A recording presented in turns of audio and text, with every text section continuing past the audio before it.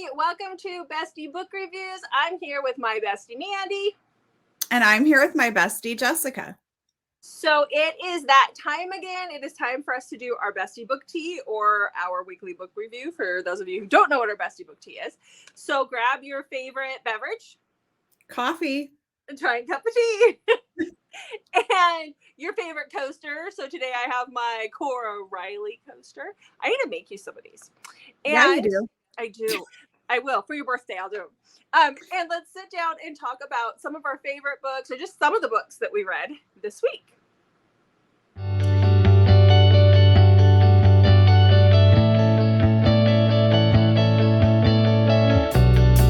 Okay, Mandy. How many books did you read this week? I read 11. I read 11 too. We are so good. We're just yeah, look at that. We're in sync. We're in sync. Yeah, that's the words would not come. So how was your reading week? My reading week was pretty good. I read a variety of books this week. I was finishing up the Novellathon, so I kind of ended with some novellas. And then I was really just craving like getting into like a book again where you're like captivated for more than, 100 pages. So I definitely found some books like that as well. Okay. Yeah. How about you? I had a really good reading week. I was actually questioning towards the end of it whether I was giving out way too many 5 stars, because it felt like everything I was reading I was loving enough to give 5 stars to. But I read a 4-book series this week, and that just like sucked me in as I was finishing my bullet journal that we have a video about. So yeah. Yes. I'll link that below. Yeah. Bullet journal is amazing. It was a little cathartic too, like just the whole just sitting and drawing and doodling while listening to a book was great. I loved it. So let's do our reading challenge. Yeah, did you do yours? I did. Which book did you read that had the cover? So I picked Bad Liar by Lauren Rowe, and I'll talk about that as my book, obviously. But in all fairness, it was on my TBR already, and I just decided, well, I'm just going to scroll through my TBR and pick a book based on the cover. So that's how I did mine. I don't know if you did yours differently or... I picked a book that was on my TBR because I picked Eleanor and Gray by Brittany C. Cherry, because the book, the book cover is gorgeous, and I didn't really know what it was about. I just knew that people had talked about it, and the cover is it's beautiful. And so that's what I chose. And I'll talk about that too, because it was the last book I read this week. So. Okay. So should we get our prize? Yeah. So we had to do that. Pick a book based solely on its cover. Where did that go? It's the little pocket here. Yeah. Mine is like really clipped down. Oh no, I ripped it. Mine's sticky. Okay, I can't hold it and open it at the same time, apparently. Oh, come on, you're a teacher. Don't you read like this, where you read with the book open? Oh, fun. Not usually. Did you get it open yet? Okay, I'm trying. Now I can't get my fingers in there to get it out. Wow. Oh. It's a bookmark. It's a magnetic Yes, bookmark. I love these. These are the best. Never had used these before, and then I started getting I got book boxes for Christmas, and they had swag in them, and several of them had these, and so I started using them. And then I had some that somebody had given me a while ago. They're Friends themed, and I'm like, where are those? I love these now. I know. Yeah. I've used these for years. I mean, granted, I didn't start reading until 2020, but 31 Gifts has them, and they had them for their leaders and their consultants, and so that we would get them all the time before I even realized they were a thing. But that could have been because I wasn't a reader at the time, so I didn't realize they were a thing. Yeah. So I like them. I love them. So what are we doing next? It looks like our next one is right here. Listen to a reading themed podcast. Okay, I need to find a short one because I need to read my books, but I will find one. I think I'm going to see if I can find an author one. Yes, maybe an author for our Love in Seattle. Ooh, that's a great idea. Yeah, that would be a good one. Okay, you're on it. Let me know what you find. Okay. Okay. So let's talk about our books. Let's talk about our books. But before we talk about books, one more housekeeping thing. Don't forget to hit that subscribe button. And remember, we are doing a giveaway when we hit 100 subscribers as we're trying to build our channel. So make sure you hit that subscribe button. The book that we're giving away is the Bell Box exclusive Make Me Hate You by Candy Steiner. It is, you know, beautiful sprayed edges. It's this exclusive hardback edition. You cannot purchase this book anymore. Like, you can't even get it off their website. It was an exclusive thing that we have. And it was signed by the author. So this is your only way to get it right now. So make sure you subscribe to our channel and make sure you make a comment, because we can't always see our subscribers. But before we do the drawing, we will probably put out something saying, hey, make sure you say something so we know who you are. Because if your settings are set to private, I think is when we can't see who our subscribers are, right? If it's a private setting? Sometimes, yeah. Sometimes. Yeah, so it's kind of hard. So just make sure, even just drop an emoji. I don't care what it is. Just drop an emoji. We'll be happy. That way we'll be able to see. So we'll let you know as we're getting close. Yes, and we have lots of things planned on our road to 1K giveaway. So yeah, that is just I'm the excited. First thing. So yeah, buckle in. It's going to be fun. So, okay, first books. Mandy, yes, let's talk books. Yes, let's tell me about your first book. Okay, my first book, Jessica, was a novella. Wow, because you were finishing up the Novellathon, right? Yes, I was. Heartless by Danielle Allen is about Easy and Jamila. Easy is like, I don't even know how you could write more of a man whore than Easy, pretty much. And he's not shy about it. He just always is known as the guy who always has a new girl. He's never seen with the same girl twice. And he hooks up with Jamila at a wedding. And then he gets this text that is from a number he doesn't recognize that says, I'm pregnant. And the person on the other end gets pretty irritated with him very quickly that he doesn't know who she is. And then he like tries to like go through this list of women that might be it. He involves his friends.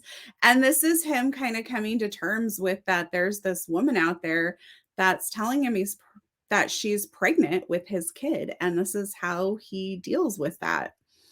And it's pretty cool because you kind of get to see him totally evolve from this man whore into somebody who truly cares. And so I really enjoyed this story. It is interesting to me how some authors can craft such an amazing character with development in a novella. Yeah, and like a really short book. Yeah. Yes, that is hard to do, but I was totally in for Heartless. I was like, oh my gosh, who could it be? Like, and there's times where I could totally understand her side where she's like, wow, like how many girls did you have to call before me? Mm-hmm. And then I could totally understand his side as well. So I really, really enjoyed it. And it's a testament to the author's great writing to be able to hook you into a novella like that with character development. Mm-hmm. Definitely. Especially because how long is the book? I think it was just over 100 pages. It's it's typical novella right around there. Yeah. Yeah. I mean, which is just crazy that you can get so invested that fast, but that's a definite nod to the author. That's great. Definitely. Yeah. So last week, we were talking about, like, I was reading, I read a couple of my favorite Scottish Highlander romances. They were all by Maya Banks. And so I started off the week by reading another one of those. So I read Never Love a Highlander by Maya Banks. I can't believe you read these books because those covers, like you're so anti-cartoon cover. And those are definitely not cartoon covers, but those remind me. But you know what? It's not Fabio, okay? So I know, but that's what it reminds me of. Those books you would see in the stores, not even like a bookstore. I know. And this is one, like, if I was walking around carrying this book, I would be cringing because I'd be like, oh my gosh. Like, I don't need discreet covers. You can put a man with a hot chest on my book all you want, but these are the ones that make me cringe. But the book was so good. The books are good. They're really great. And again, the Scottish Highlanders, I don't read a ton of them. I've only read a few. They were probably all by Maya Banks for the most part. But that just kind of a nod to my Scottish Highland dance career. So, you know. You have a Scottish Highland dance career? It wasn't very long. COVID. was a couple of years. It wasn't a career yet. We were just getting ready to go to our first competition. Stupid COVID. I was getting ready to order. You call it a career? It's not a career, but you know what I mean. My dance. What do you call it? What would you call it? My dance. I don't know. I did it for a while. I don't know. I mean, I was so mad because I was just getting ready to order my kilt from Scotland, my dance kilt. And then can we call reading like our career? Yes. Our reading career. Our reading journey. Okay, my Highland dance journey, because I would call it my reading journey. So there we go. Journey, me and my daughter. Yeah. So yeah, that's probably why I'm so Scottish Highlander. I'll tell you all about him. Okay, so this is the third book in the McCabe Brothers trilogy. So this is about Kaelan McCabe. He's the youngest of the three boys. And the girl's name is Rihanna. And I'm going to put it down. I can't hold it all this whole time. I talk with my hands too much. Rihanna has been betrothed to literally all three brothers at one point in time. Like, she was supposed to marry the first. And so she kind of got pushed down to the second brother. And then the second brother's book came out and something happened in his. And then she got pushed down to the third brother. So this poor girl has been betrothed to these McCabe brothers 3 different times. But third time's a charm. So they finally get married. And there's been some events that happened in the second book that lead up to this book. So you really need to read the 3 books in order to understand what's happening. I mean, you could read them as standalones, but you're really going to understand if you read all 3. They're all 3 worth it. But Rihanna is one of those girls that she's a little tomboyish, I guess is what you would call it. She wants to wield an axe and a bow and arrow and, a sword and a bow and arrow. And she wants to help defend her family's castle. She wants to be included.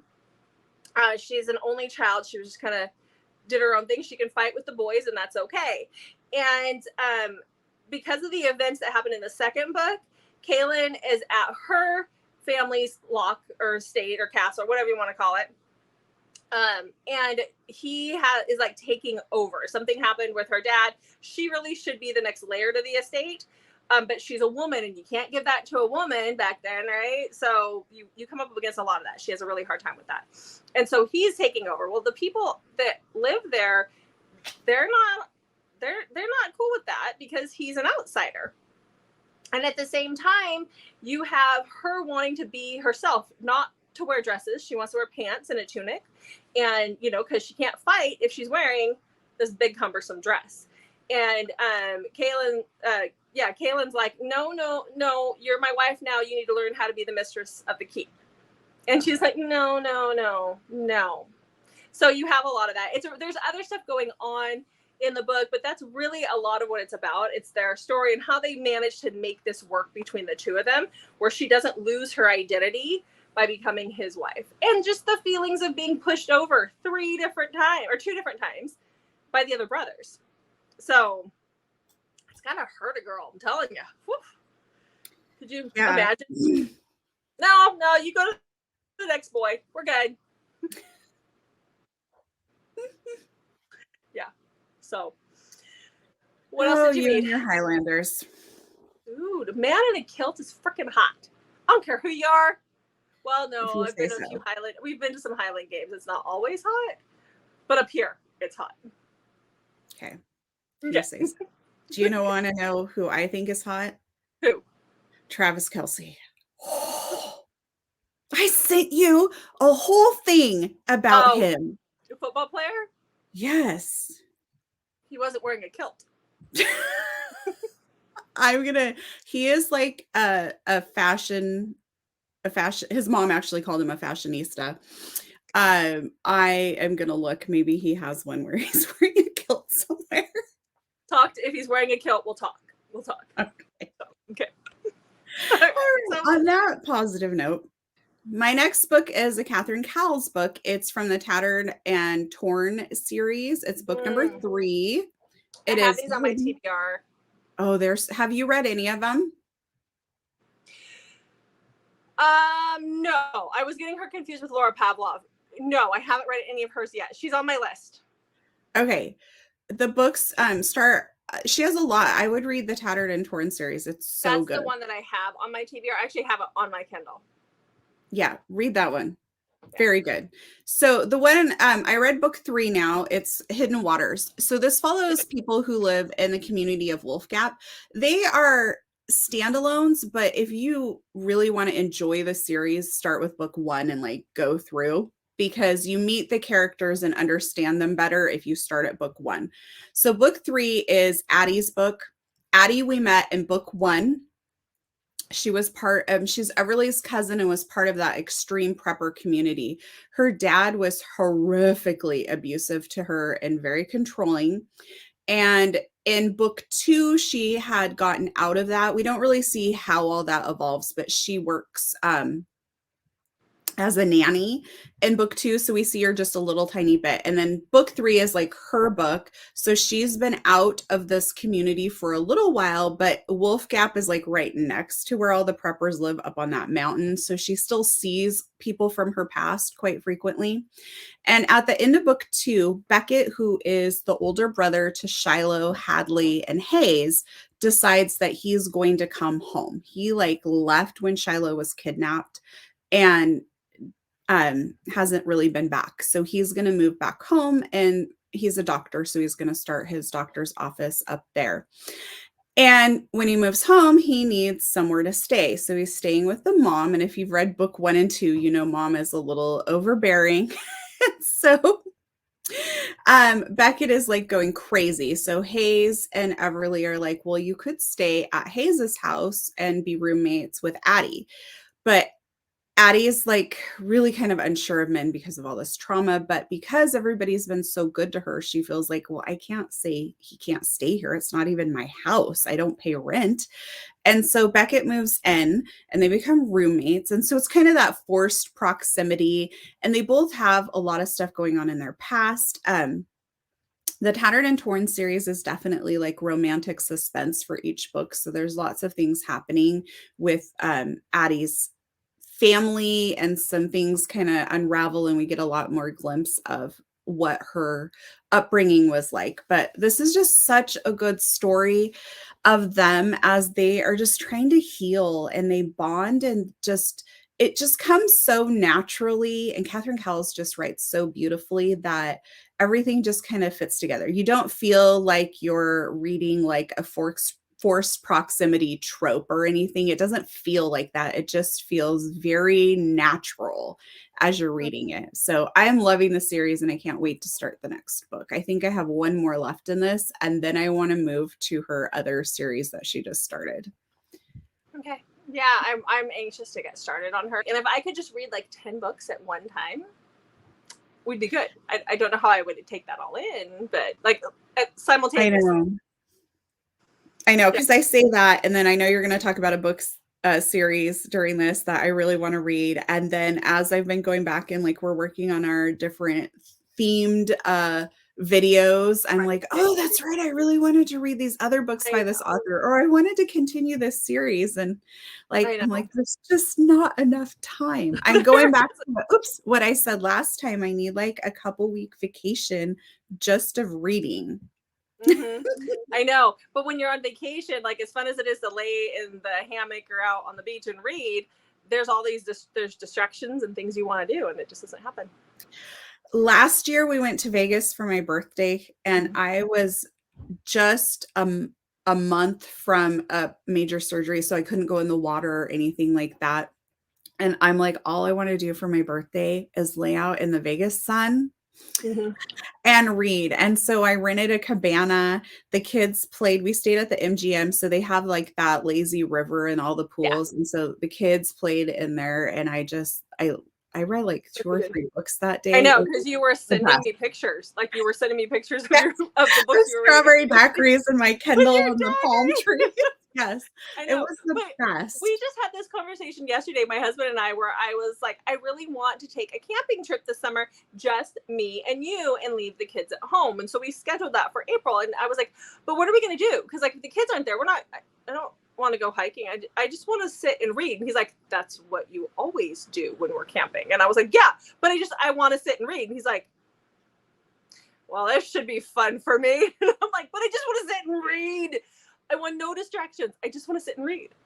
So I do that when we're camping quite a bit. We're going to Glacier this summer, but we have like a lot of things planned. We're going to go like whitewater rafting and all sorts of stuff. So I don't know that I'm going to get much reading in for that kind of trip. No, and where we go camping, it's very secluded up at Mount Baker. And then it has like, there's like no Wi-Fi, no cell service at all. And so the last time the kids swam in the lake, they kind of got some skeechy stuff going on because, you know, it's like stagnant. Well, it's the duck poop. So my kids won't even get in the lake anymore unless they're kayaking. So, you know, they won't touch the water. But okay, is it my turn? It's my turn, isn't it? Sorry, we kind of got a little distracted there. Maybe we need to do a video all about like vacation reading. No, sorry guys. Where do you want to go read? Where do you want to read? Where's your favorite spot? Okay, so I read the Wolf Hotel series by K.A. Tucker. And this is one that I put off for a long time. I've heard good things about it. So I read it. It's a 4-book series. I'm just going to kind of give you the synopsis of the whole thing because I don't want to give anything away. So I did you read all 4 books? Yes, and I read them in like boom, like 2 in one day or 3 in one day and then 1 the next day. So I read all 4 books. Because you're upset that I'm still ahead of you on Goodreads? How are you doing? Stop it. You know what? I'm only 1 book ahead of you, and it's only because I read all those novellas. And then my goal is 387 books for the year. And so I changed Goodreads to match that because I'm like, if I'm doing the Novellathon, then I want this to be like my time to get ahead, because if I'm not reading novellas, I'm not going to turn out as many books. So you're going to pull way ahead of me, like within a day or two. I just decided I'm not going to look anymore. I'm not going to look because I don't know what it is. It's not that I'm like, it's not, I don't know why it bothers me. I'm sorry. You know that I'm crazy. I don't know. It's fine. You always read more than me. It's totally okay. I do. I didn't realize I was so competitive. Did you ever think in high school I was this competitive? I was never this competitive. Ever. You were not. I never thought of myself as a competitive person either, because I think of competitiveness like based around sports. Mm-hmm. And I'm not coordinated. She's not, folks. She's not. And my husband made a comment once. He's like, "You're the most competitive person I know." And I'm like, "Psst, I'm not good at sports. What are you talking about?" Yes. And he's like, you're very competitive. You don't have to be competitive in sports." Mm-hmm. And he's like, "You won't do something if you don't think that you can be the best at it." And I was like, yeah, we both have that in common. You're and right. It's funny because yeah, I really stay within my business, but obviously within my reading too. But okay. So the Wolf Hotel series by K.A. Tucker. So this is what I read. I read all 4 in order. So this is the story of Abby. And Abby was raised kind of a lot like I was. So she was raised, she's in a Midwest town, but she was raised by a very strict family with their faith. Like they were a strict Christian family. It didn't say what kind of denomination they were, but she was raised to save herself for marriage. And she's dating the pastor's son. She's actually engaged to the pastor's son, and they're away at college. And so this book opens up with her talking about the fact that she just caught him screwing somebody else. The pastor's son? The pastor's son. When she had been saving herself, they were supposed to be saving themselves for each other. And he was like, "I just couldn't help it. I have needs. I was led astray." Sorry. What? I sneezed. I tried to feed myself and I couldn't. Okay, hold on. So he was like, I've been led astray. I just need some time to figure this out. You just wait for me, basically, is what he said. He tried to say he was led astray? Yes, he was led astray. So basically what he tells her is, you stay a virgin and you wait for me. I'm going to go sow some wild oats. Then when I get done with that, I'll come back and we'll get married and you can be my virgin wife on our wedding day. Wait. This is not who the guy's going to be about, is it? No. Okay. I'm like, there's no redeeming yourself after this. No. Okay, no. Good. No, okay. No. What a douche canoe, right? Douche canoe. Yeah. Yeah. So anyhow, Abby interviews for a job in Alaska at this new hotel that's opening up. And she is so underqualified for the position. It's laughable. She wants to work in the grounds, like out in the grounds, you know, outside at the hotel. And so she actually gets the job. And then when she gets there, so the place that they're at is, she has to take a ferry from Homer. So it's like in Soldovia, or I can't remember which, it's in one of the, it's kind of my old, like where I grew up was down there in a few spots, but down there. And so she goes to this Wolf Hotel just before they start opening up. And when she gets there, she finds out that she's working in housekeeping. She's not working on the grounds. And she's not very happy about that. That's not what she wants. She wanted to be outdoors.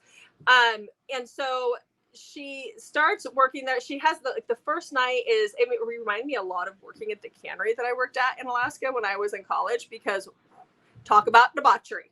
It was one of those bed hopping situations, and everybody was with everybody, and every night was like a drunken brawl.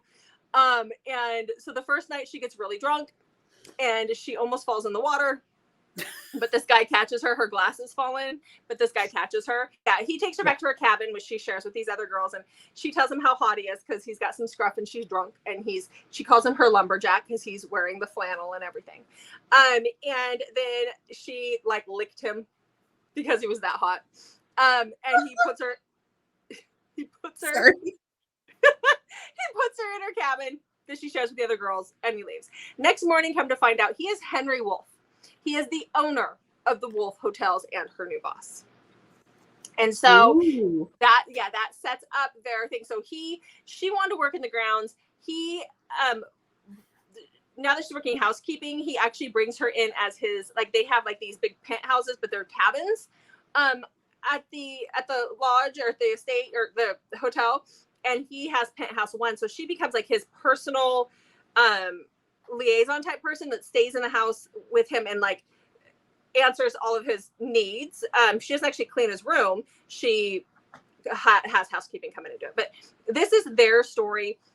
There's within the 4 books, there's some things that just kind of throw me off a little bit, because you have this girl who's a virgin who saved herself for marriage, and then first thing she's jumping into bed with somebody when she's gone. Now, no fault, whatever. But then there's a few situations where there's a little bit of a sharing involved. And I get that she's evolving, but when you grow up with a family that's that, like her parents, every time she calls home, her mom's like, well, let me tell you how the ex is doing. And we know you guys are going to get back together at some point. And they kind of push for it. And they have that. There were some things that were a little hard to believe. Knowing if you're raised that way, that's really ingrained in you. And you're not just going to jump from bed to bed. And you're not going to just, I mean, typically you kind of just don't. But it was still good. I would still give it like the whole series a 4.5 stars across the board. I devoured it. I really, really did enjoy it. Henry Wolfe is a stud and a half. But there's a lot of drama and ups and downs that happen in this book or in the series. So it kept me intrigued, definitely. Okay. And I wrote a note. I know, it was my first books by K.A. Tucker. She writes several that are in Alaska. And if you've watched any of our videos, you know I don't like books in Alaska that aren't done right. I get very picky about that. But when she describes, like, she doesn't do a lot of description of the area, or she doesn't, the way K.A. Tucker wrote it, there's not a lot of like, this is how it looked, or this is what the temperatures were like, or, you know, there's a few things like that, but it meshed well. So I know she's not from Alaska because she's from Canada, but yeah. So she has a couple other ones that I want to read too that are from Alaska. 3 in Alaska. Okay. So yeah. Okay. My next book was Kiss It Better by Cassie Mint. Okay. So Kiss It Better is about Maggie, who is... That just sounds like something my husband would say just to get my attention. Well, here's the scoop on this. So Okay. Maggie is in love, like huge crush on her dad's best friend. So he is a doctor. That's where the Kiss It Better comes from. So Dr. Stewart is a doctor at this hospital, and Maggie falls, and she's like in her pajamas because there was like a not an actual fire, but like the fire alarms went off and she goes outside. So she's in her pajamas, falls on the ice and like hurts her wrist. So she has to go to the hospital. And guess who she sees? Dr. Stewart. Yes. So this is a novella. So we go from like Maggie's trying to avoid Dr. Stewart at all costs. Like she even stops going home as often to have dinner with her dad because Dr. Stewart and her dad are like best friends. So they have dinner like once a week together. So she like really hardcore tries to avoid Dr. Stewart because she's like this obsessed with him. And she's like, I just need to find like a boy my own age. But she can't help it. Like Dr. Stewart is like everything. And so they end up kind of starting this relationship. It starts off like a little bit as a game between the two of them. And both of them are questioning, like, does the other one like really get that this is like a game or and he's like, am I being creepy? Like because Dr. Stewart returns Maggie's feelings and everything. And there's a time where they're watching TV and her dad falls asleep on the couch and they're like doing stuff under the blanket with her dad, like sleeping right there. Wow. Yeah. So this is, your typical novella that's just very smutty and, very fun. There's like zero real drama in this, even though it's an age gap and dad's best friend. Like that doesn't really, it's like kind of just like a very side note. Because it's a novella, so we're not going to dive deep into those feelings or anything. So it's a quick, fun, smutty read. Which is how we like it, right? Yeah. Yeah. Okay, so this next one I know that you want to read.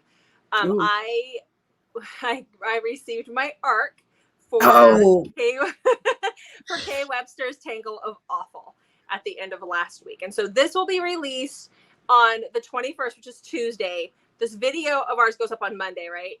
Yes. Mondays. So the day after this video comes out, you guys can actually get The Tangle of Awful by Kay Webster. So this is what you would expect in a Kay Webster book.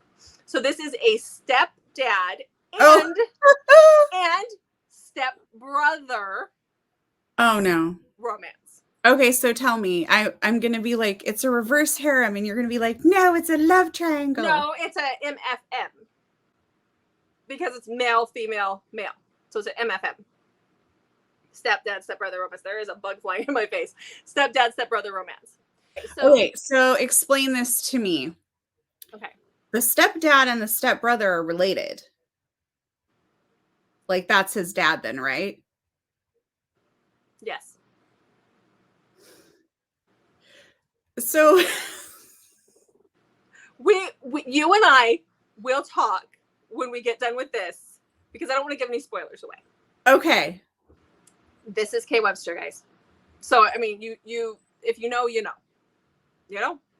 So, okay, I did enjoy this. I gave it 4.5 stars. I really liked it. So this is the story of Aubrey. And Aubrey she used to live with her mom and her stepdad, Hugo. And her stepbrother, Sebastian, I think he sounds like he's a year or so, or they're the same age, so they kind of had a little bit of a thing, like they liked each other. And then all of a sudden he became a dick and he started to bully her. And so she left 2 years prior to when this book starts and went to go live with her dad in LA. And so when the book opens up, she is coming back to Hugo's house, to her stepdad's house, where her mother is supposed to be. She hasn't heard from her mother in a very long time, which her mom is like a really crappy mom. She cares more about her looks than she does her daughter. She cares more about having some Botox and a boob lift than she does her kid. And so she's not really surprised she hasn't heard from her mom, but she's a little concerned because she hasn't heard from her mom. And so when she gets there to the house, Hugo's not home. It's during the day. But what did I say his name was? Spencer. Spencer, the brother, is there. And he immediately starts in on her and starts being cruel to her and like locking her out of the house. Like she had a key that she had hidden under a rock so that she could get into the house. And he had found it and he filed it down. So it didn't work to unlock the door. So she couldn't get in. So then she keyed his car with it. So, because that's what she would do. So they have a very antagonizing relationship. And then she goes to Hugo's office. He is a lawyer, but he is running for attorney general.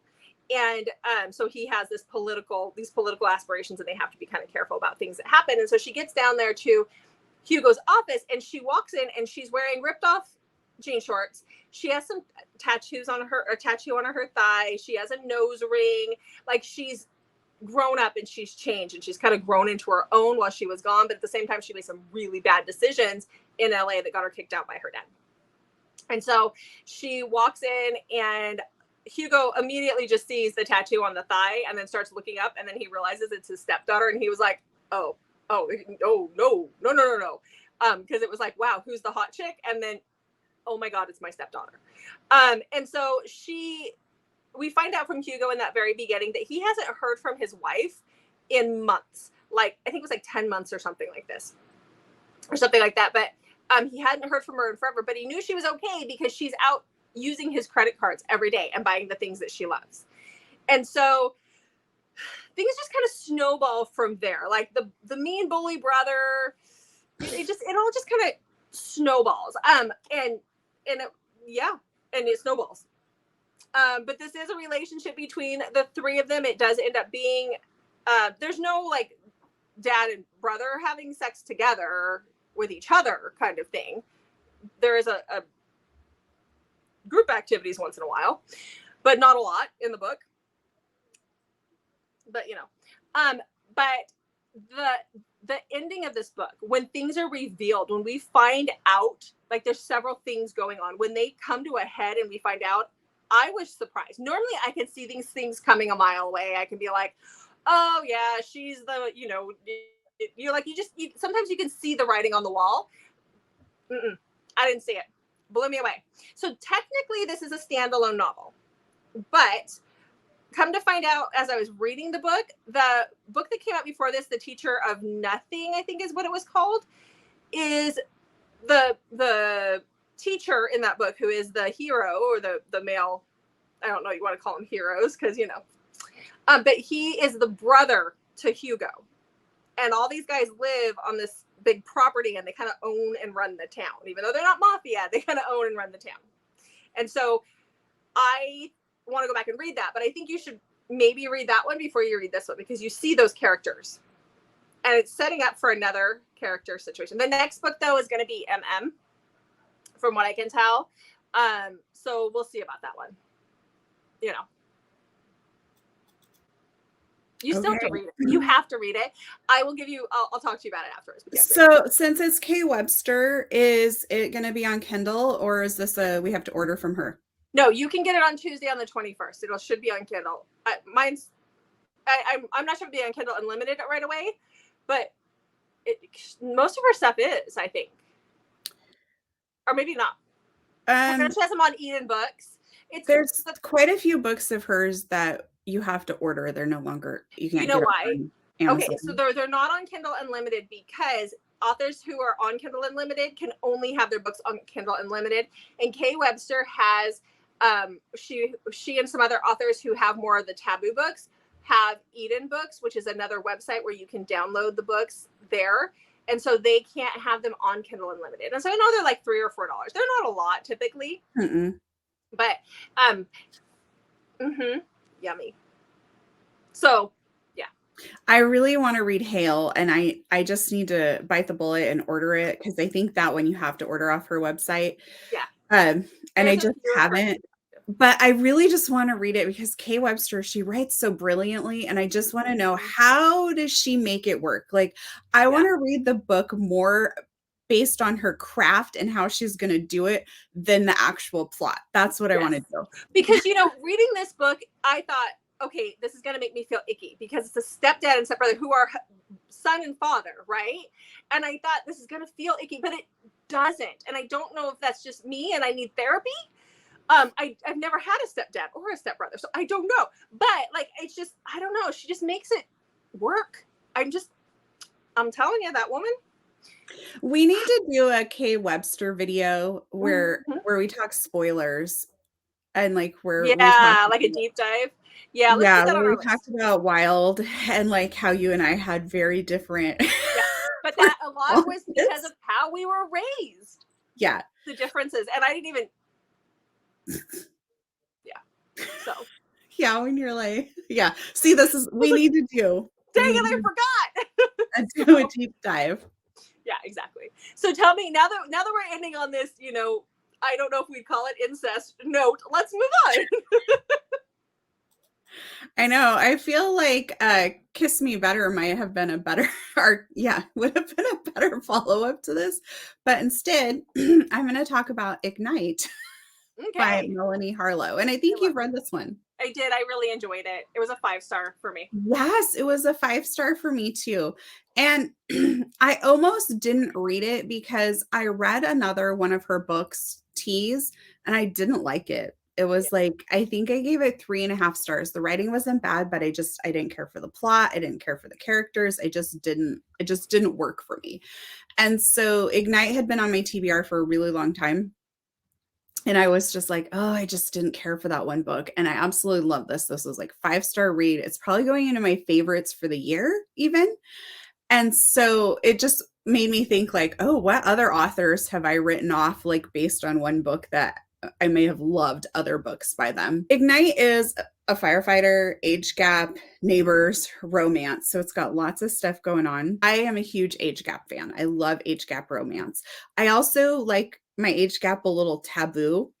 And Ignite doesn't really have a lot of taboo to it. Makes comments about like how he's like 12 years older. She's just starting life. He's already got kids. So like it weighs on him just based on where he's at in life being 12 years older than her. And then like his friends kind of razz him a little bit too, which is kind of fun to read about. So Winnie is already living in the condo. Dex, she's 22. Dex moves into the condo next door. Like, I guess would you call it next door? I mean, like they're in the same condo. Yeah. Same condo building. It's next door condo, I guess. Yeah. And so Dex has 2 daughters, which for one of my favorite parts of the book is how his daughters basically roast him like every morning. They'll like he wakes up to them being like, ew, look at all of daddy's armpit hair. Yes, I loved that. That was like one of the funnest parts of the book. Yes, his eyebrows look like caterpillars. It's hilarious. And then they tell people about their dad's like hair. It's just so funny. And he's like, why can't you talk about my muscles and like, like good things? Because they're kids and they don't, but yeah. So Dex is very grumpy. I mean, and he is just hell-bent on the fact that there is no happily ever after. Like he had a marriage, it didn't work out. And he's just like, it's not for me. Like it's never going to happen. And he just can't deny though his attraction to Winnie, and they keep ending up in situations together. And he is like really kind of falling for her, but in his mind, it's more of a lust thing, I think, at the beginning.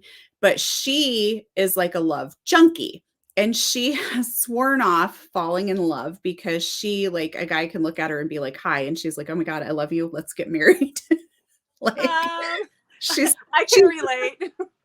Yeah. She's, just this love junkie. So she's sworn off that she's not going to fall in love. And she has a bet going on with her friend. But as their friendship kind of develops pretty quickly in the chemistry area, she really starts to fall for him, even though she's trying not to. And so this is just, it's a fun read because it's hilarious, like how his daughters treat him. It's sad to see how like closed off he feels he needs to be, like, and just how grumpy he kind of is. But it's also wonderful to see how he slowly starts to kind of peel back those layers of himself without even really realizing he's doing it with Winnie. And so I just totally loved this book. And now I'm like, I think I need to go read more by this author, because this, seriously, it's like a 5-star read for me. And it's definitely, I said it might go, but as I'm talking about, I'm like, no, this is definitely going in my favorites for the year. I love it. I think it was in my favorites last year. Hilarious. Yeah, I loved it. I did too. I think it was in my favorites for last year. I also really liked, like, he was a Navy SEAL, and so he swears like a sailor. Yeah. And he says the F word in front of his daughter. even when they're like, you shouldn't say that, and he'll be like, you know. He's like me when we're on the phone and your kids are in the car. Yeah. Oops. But I love how he's unapologetic for who he is. Like this is who he is, and he loves his daughters. He takes very good care of them, but he's not going to completely change who he is, and he's not going to apologize for that either. Mm-hmm. So I just loved it. Yeah. So good. Yeah. I mean, and there's so many, it's not just a one-time thing in the book where his daughters are like razzing him. Like, it happens a lot, but it doesn't get old. It's like hilarious every time. And I think part of the reason why it's so funny is my kids do the same thing to their dad. It's just it's just like, especially the girls. So yep, I enjoyed it. So then I read the novella. It's called The Crash, and it's by Skye Warren and Amelia Wilde. So I read the novella first, and then I read the first book, which is Force of Nature. So the novella is the first 25% of Force of Nature. So then I just skipped ahead. So if you want to see really? This book, what?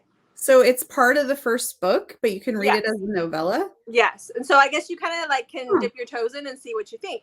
I really enjoyed the novella. I actually give the novella 5 stars. I really enjoyed it. I see what you did here. What? Instead of just reading the book, you read the novella so you could be like, one more Goodreads book. Well, I thought the novella was going to be a precursor to the book.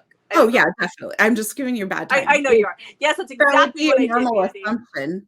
Yes, that's exactly what I did. So I gave the novella 5 stars, but then I gave the book itself 3.5, and I'll tell you why. I enjoyed it. I'm going to move on. It is a trilogy. There's supposed to be 3 books out. The third one is not quite out yet, but let's talk about that for a second. So this is about June, who is a photographer, and she's like this, acclaimed, like this, widely known photographer. And she is traveling to this place in Africa to work for a foundation out of Oxford. And so we meet her at the airport. She is meeting Carter. He is going to be her pilot, but he is also a professor of biology, studies rhizomes. There's these jokes about rhizomes in there. I didn't get them, but that's okay. Anyhow, so he's flying them in, and he has a very nice plane. But she is petrified of flying, like petrified. Like, she forgot her Xanax back at her loft, and she insists on going to get it. And he's like, it's 2 hours away. We have an hour window to get out, and that's it. And she's like, no, we got to go get it.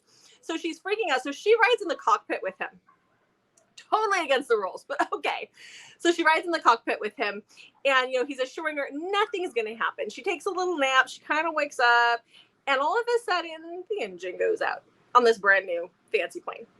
And Carter, being the great pilot that he is, knows like all of his navigation is out at this point too. At this point, we know something's up with him because he's talking about the mission. He's talking about how he has to stop in Turkey on the way back to complete his mission. And it has nothing to do with rhizomes. So they crash land on this island. At this point, I mean, it's very early on. This is obviously the very first part of the book. We realize that he's some kind of government spy of some kind, on top of being a professor. And people are coming after them on the island. And so they have to survive that. In the meantime, there's someone else on the island that they see. There's another guy that they see on the island, and he eventually kind of pops up in a certain situation. So I really enjoyed this. I love the survival aspect. Even the spy stuff got a little annoying after a while, because he'd talk about like how that was his mission, his mission, the mission. And I'm like, seriously, you're going to put somebody else's life over the mission? But that's what they do, right? But because June has no clue. She's just young and cute and whatever. She's got no clue. And Carter is like this very alpha guy, very alpha. And, he's in charge. He's take charge.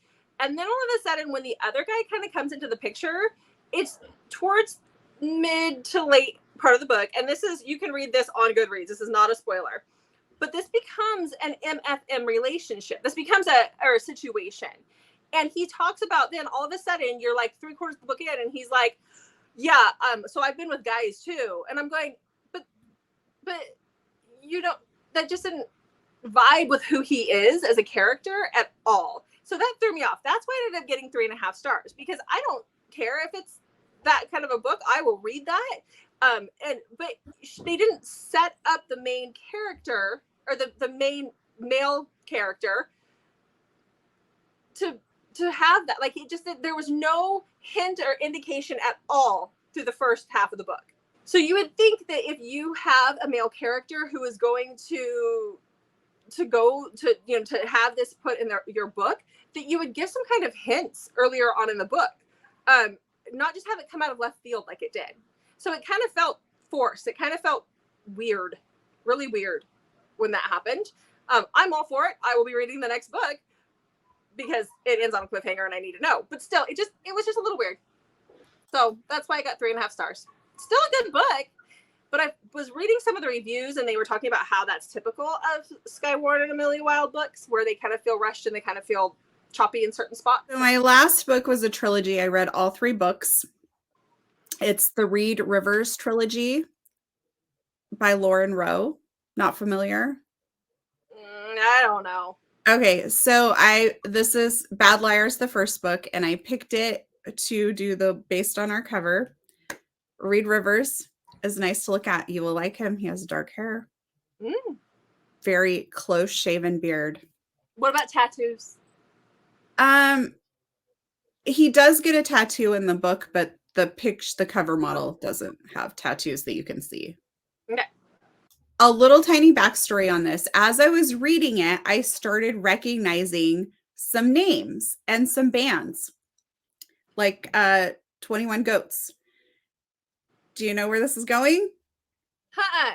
Oh, so Reed Rivers is a record label owner. And if you've read the Club trilogy, the Josh and Kat trilogy, or Morgan Brothers, you've heard of Reed Rivers. Oh, okay, now. Yeah. Okay, yes. So he's the big music guy. He pays for one of the weddings.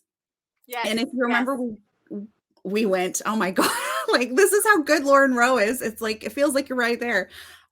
In Hero, there's reference to going to Hawaii to the wedding that the music producer guy pays for. That's Reed. Yeah. And he's kind of portrayed as a little bit of an asshole. Yes. Okay. So this is his story. So Reed has been a hustler, and he's got a pretty tragic childhood that's led him to end up being a hustler. And he just really, he's not looking for a relationship. And he actually references himself multiple times. He'll be like, women have been asking, like, what the heck is wrong with me for a long time, because he just doesn't develop feelings for women. Like, he just doesn't. And they'll be like, I love you. And he's like, bye.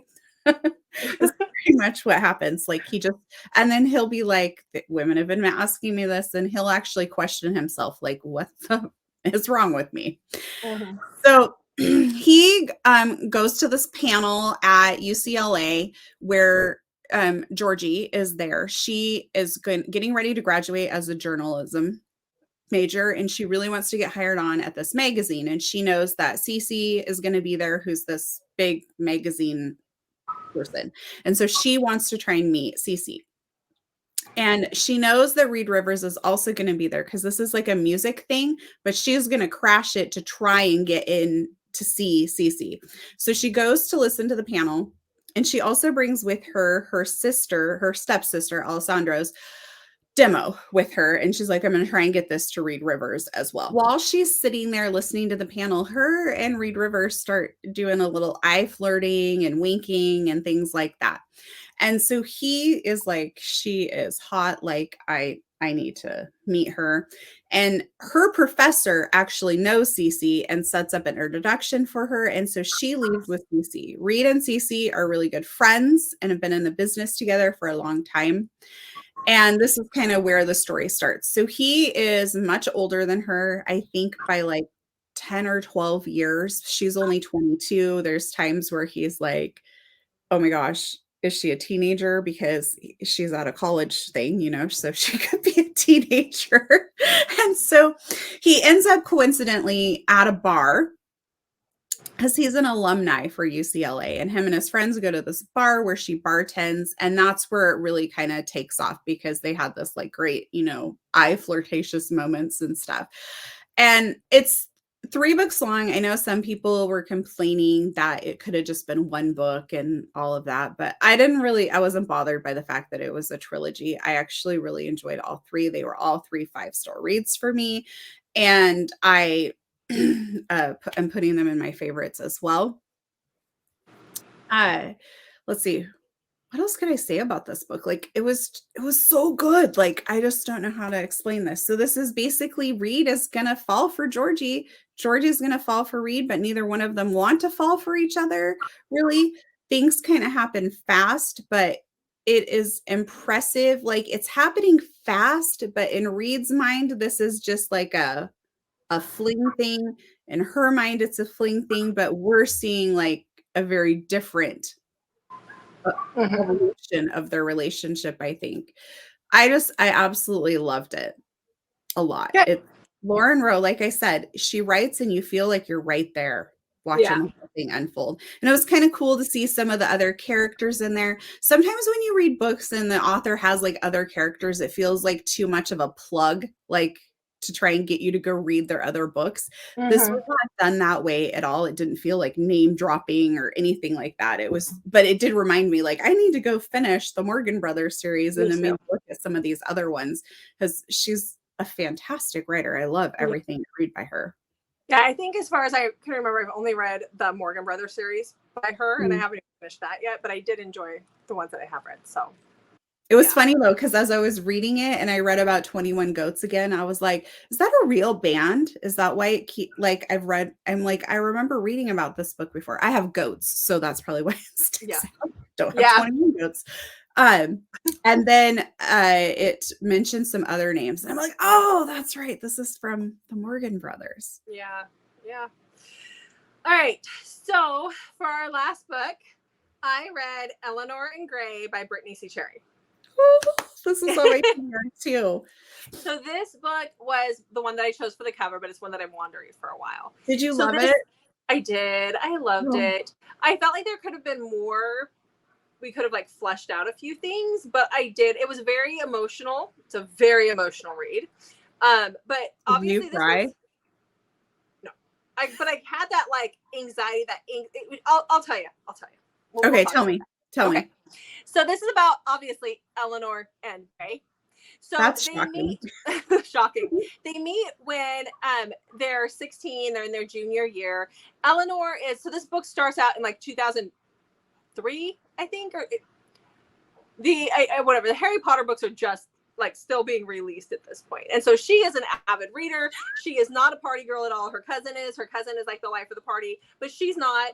And she doesn't really get out of the house much. She just wants to sit home and read. And so this book takes place like in July before their junior year, right as like on the day that one of the Harry Potter books came out. And so she's sitting in her room reading, and her mom comes in and she's like, hey, honey, go to a party with your cousin tonight. Go have fun, be wild and crazy, and, you know, go do the thing.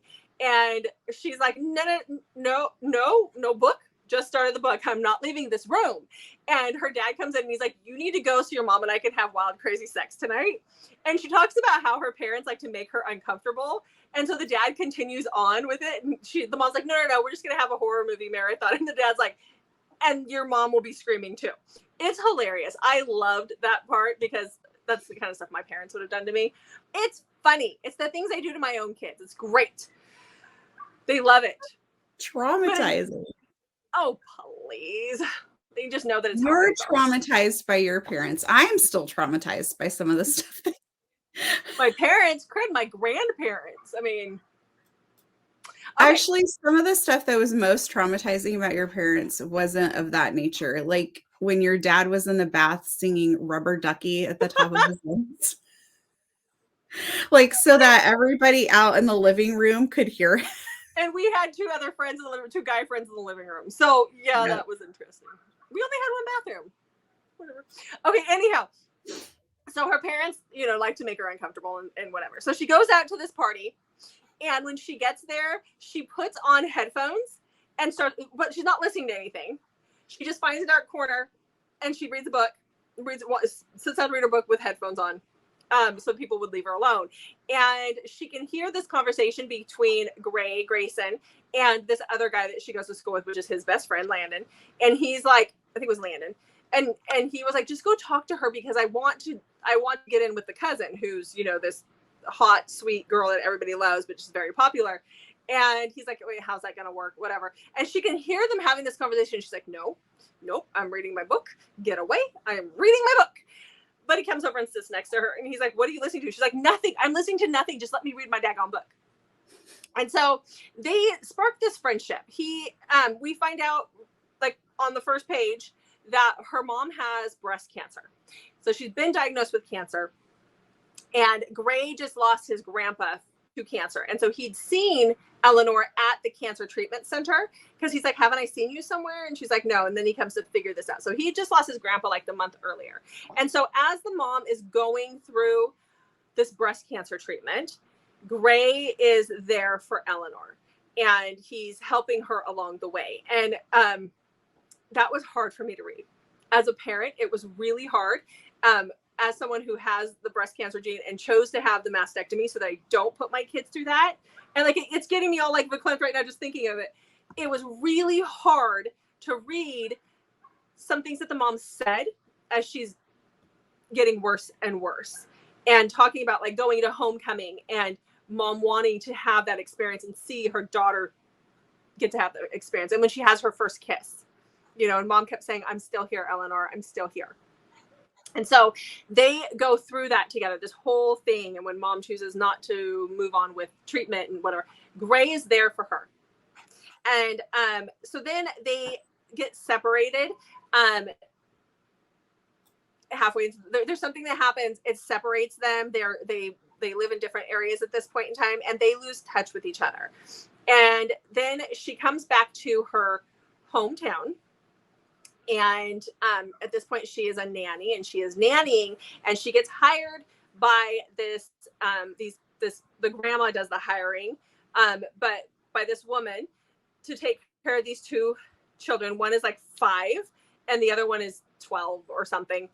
And come to find out, it is Gray's children. They have just had a tragedy in their home, and Gray is different.